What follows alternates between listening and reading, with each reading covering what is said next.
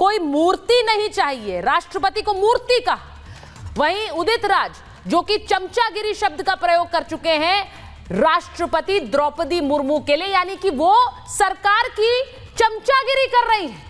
इस हद तक जाने वाला विपक्ष, उस पर क्या सवाल नहीं उठना चाहिए? क्या इस तरह के शब्दों से सीधे अटैक प्रधानमंत्री नरेंद्र मोदी पर है? एक रिपोर्ट आप देख लीजिए, फिर महाभारत।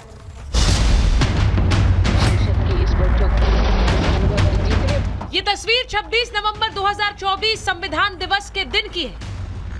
राष्ट्रपति मंच पर है, सभी का अभिवादन स्वीकार कर रहे हैं और दूसरी तरफ उसी मंच पर कांग्रेस के युवराज भी हैं, जो राष्ट्रपति का अभिवादन किए बिना पहले तो मंच पर बैठ गए और फिर मंच से उतर भी गए। संविधान के प्रतीक को अपनी जेब में लेकर घूमने वाले राहुल गांधी और उनकी पार्टी समय समय पर राष्ट्रपति का अपमान करने से बाज क्यों नहीं आती? एक बार फिर से ऐसा ही हुआ। No, the poor lady, the president was getting very tired by the end. No, the poor lady, the president was getting very tired by the end. Boring. No comment. Boring. No comment. Repeating the same thing again No, and she again. could hardly speak, poor thing. आपने राहुल गांधी और सोनिया गांधी को सुना।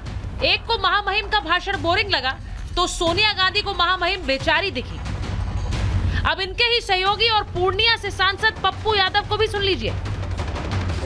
वो तो stamp है और किसी का लव लेटर पढ़ना है उनको।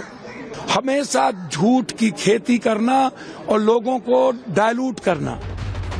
आखिर विपक्ष को राष्ट्रपति से ऐसी क्या तकलीफ है जो राष्ट्रपति के लिए ऐसे शब्दों का इस्तेमाल किया जा रहा है? सोनिया और राहुल के बयान के बाद बीजेपी कांग्रेस पर पूरी तरह से हमलावर है। इस लोकतंत्र की जो प्रथम नागरिक है वह आदिवासी समाज से आई एक महिला है और कदाचित एक आदिवासी समाज से आई महिला एक पुअर थिंग कोट अनकोट बेचारी नहीं हो सकती है। वो सशक्त है, सबल है।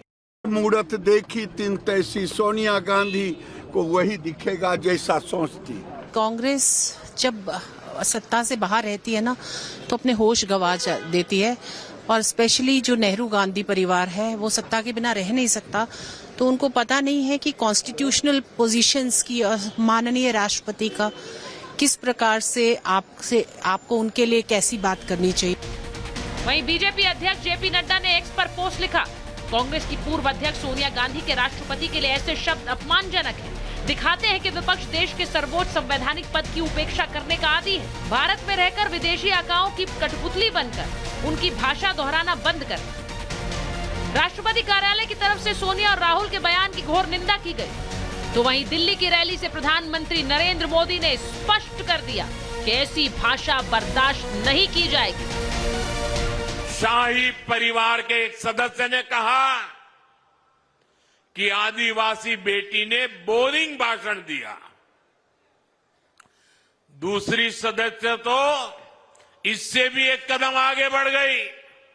उन्होंने राष्ट्रपति जी को पुअर थिंग कहा, गरीब कहा और चीज कहा, थकी हुई कहा।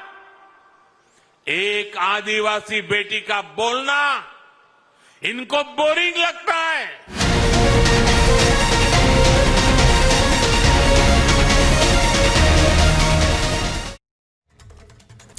मेरे साथ महाभारत में जो मेहमान जुड़ रहे हैं, मैं परिचय आपसे करा देती हूं। बीजेपी के राष्ट्रीय प्रवक्ता अजय आलोक जी हमारे साथ हैं।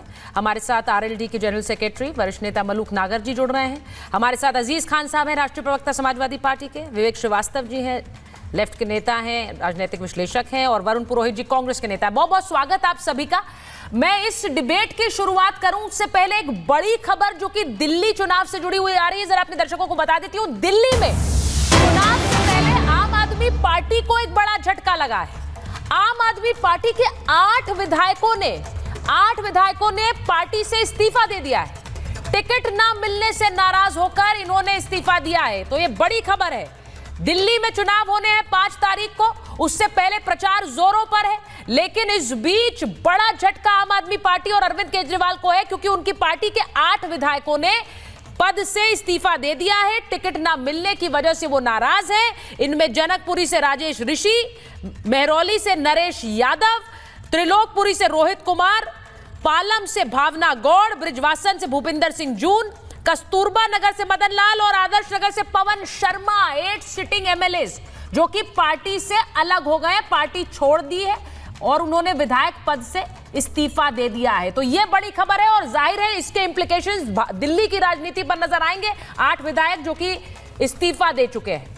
अब मैं एक बार वापस आ रही हूं महाभारत में और अजय आलोक जी आपके साथ शुरुआत कर रही हूं। राष्ट्रपति को राष्ट्रपत्नी कह देना, राष्ट्रपति को के लिए चमचागिरी जैसे शब्दों का इस्तेमाल कर देना, हम तो उस वक्त भी हैरान थे और आज जो पुअर थिंग कहा है उस पर तो प्रधानमंत्री ने दिल्ली की रैली से प्रतिक्रिया दी।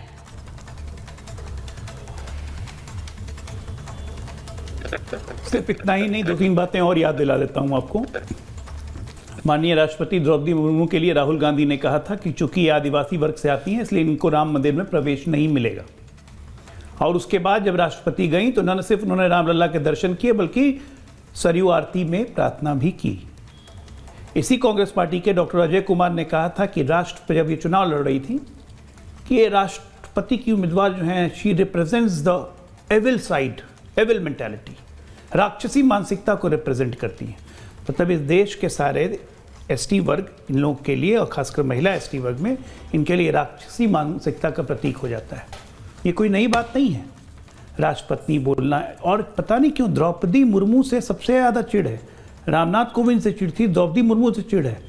इस परिवार को जिसको मैं गैंडी परिवार कहता हूँ, गांधी तो फर्जी है, उधार का है, ये गैंडी परिवार जो है, जो ओरिजिनल नाम है, इसको चिढ़ है इस देश के पिछड़ों से, दलित से, आदिवासी से। इसको नफरत है कि कैसे कोई जमीन के उठा हुआ आदमी आके सर्वोच्च पद पे बैठ के मुझे ऑर्डर देगा। अरे 70 साल से देश में हमने तुमको बैठाया है सब पदों पे और तुम हमें ऐसे देखते हो। आज तुम्हारी हिम्मत कैसे हुई कि ऐसे नज़र उठा के हमें देखो। ये अंदर की नफरत है। सेंस ऑफ प्रोप्राइटी जो है इतनी ज़्यादा घुसी हुई इस गांधी परिवार में कि ये देख नहीं सकते कि इस देश के पिछड़े कभी प्रधानमंत्री बन गए तो नरेंद्र मोदी बिल्कुल गले में कांटा या दिल में फांस की तरह चुभे रहते हैं। सोने पे सुहागा हुआ, उस रामनाथ कोविंद पहले एससी समाज से बन गए प्रेसिडेंट और उस पर से द्रौपदी मुर्मू आ गई। ले इनको छाती पे सांप लौट गया। जगदीप धनखड़ हमारे उपराष्ट्रपति, उनको कितनी बार इन लोगों ने बेइज्जत किया है, इसकी कोई सीमा नहीं है। वो जाट समाज से आते हैं, नफरत है इनको। ये बार बार अपनी नफरत का प्रदर्शन करते हैं। इस प्रदर्शन में ये अपने आप को खोल रहे हैं, एक्सपोज कर रहे हैं।